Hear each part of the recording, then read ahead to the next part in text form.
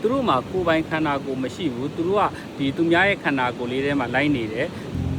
ကျွန်တော်ကမ်းပြေးလာရင်လည်းဒီလိုဝင်ကစုပ်ကောင်လေးတွေးတော့လေဘာသွားတရိရလဲဆိုတော့ကျွန်တော်ရဲ့ဗီဒီယိုတွေအောက်မှာပေါ့နော်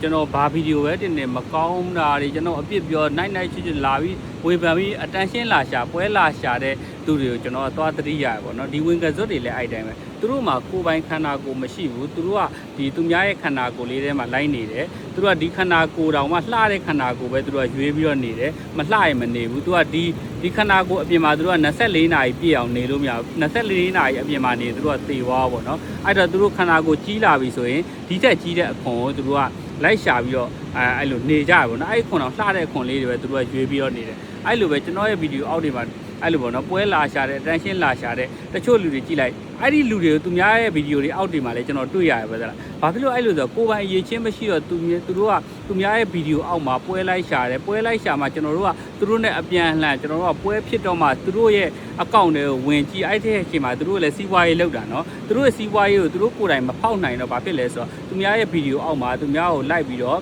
ကျွန်တော်ပွဲဖြစ်အောင်လို့ပွဲလိုက်တယ်တာပေါ့နော်အဲ့တော့အဲ့လိုလူတွေကဘာနဲ့တူလဲဆိုတော့ဒီလိုဝင်ကစွတ်နဲ့တူတာပေါ့နော်သူများရဲ့ကိုယ်ပိုင်ခန္ဓာကိုယ်မရှိတော့သူများရဲ့ခန္ဓာကိုယ်ထဲမှာပဲသူတို့ကလိုက်ပြီးတော့နေရတာပေါ့နော်ကျွန်တော်အဲ့လိုလူတွေကြားတဲ့ခါကြားလို့ရှိရင်ကောင်းကောင်းလေးဗီဒီယိုလေးကိုကြည့်ပြမကြည့်ဘဲနဲ့တမင်ပွဲရှာတဲ့လူတွေကြတော့အဲ့လိုလူမျိုးတွေကြဘယ်လိုလုပ်ရဆိုဘလော့လိုက်တာအကောင်းဆုံးပဲဘာဖြစ်လို့လဲဆိုတော့ကိုယ့်ရဲ့ဗီဒီယိုတွေထဲမှာအမြဲတမ်း